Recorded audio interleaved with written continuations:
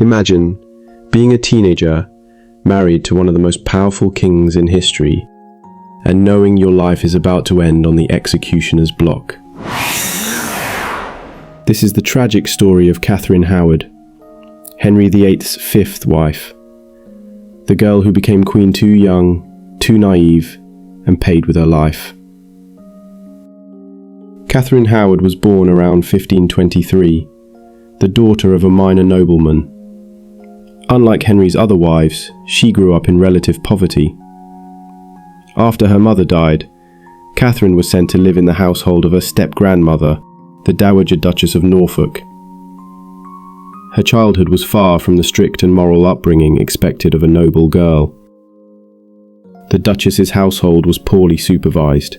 Young men and women mixed freely, and Catherine was exposed to flirtations, romances, and even inappropriate advances. By her early teens, she had already been entangled in relationships with older men, something that would later be used against her.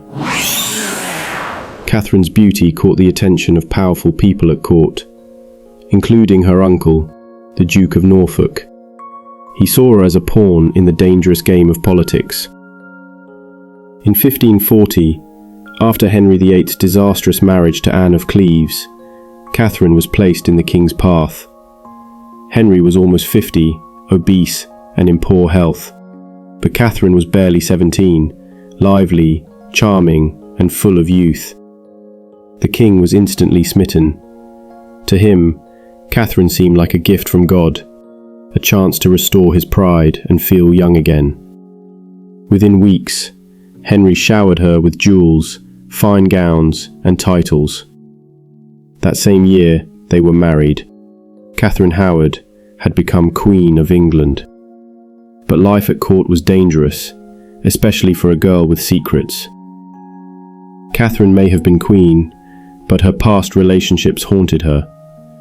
Enemies at court whispered about her reputation. Things grew worse when she allegedly began an affair with Thomas Culpeper, a young courtier close to the king.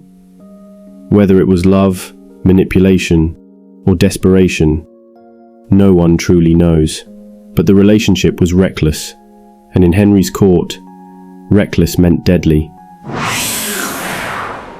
By late 1541, rumours reached Archbishop Thomas Cranmer. He informed Henry in writing, revealing Catherine's past liaisons and her suspected affair. The king was devastated. He refused to believe it at first, calling Catherine his rose without a thorn. But evidence mounted: love letters, confessions, and testimonies from her past. Henry's pride turned to fury. Catherine was arrested and accused of treason, a crime punishable by death. Catherine was imprisoned in the Tower of London. Terrified, she reportedly wept and begged for mercy. The girl who had once danced and laughed at court was now broken, knowing her end was near. Witnesses claim she practiced placing her head on the executioner's block, desperate to meet death with dignity. She was just a teenager, yet she faced the ultimate punishment.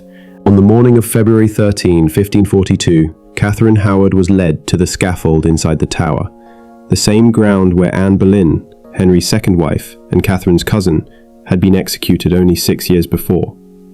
Before the crowd, Catherine spoke her last words. She admitted her guilt, asked for forgiveness, and prayed for the king's health. She said she deserved her punishment and accepted her fate. Kneeling before the block, Catherine placed her head down. With a single stroke of the executioner's axe, her short and tragic life came to an end. She was buried near her cousin Anne Boleyn in the Tower's chapel of St. Peter ad Vincula. Catherine Howard's story is one of youth, power, and tragedy. A girl too young for the crown, caught in the ruthless politics of Tudor England. Her last words echo across history. A teenage queen who paid the ultimate price.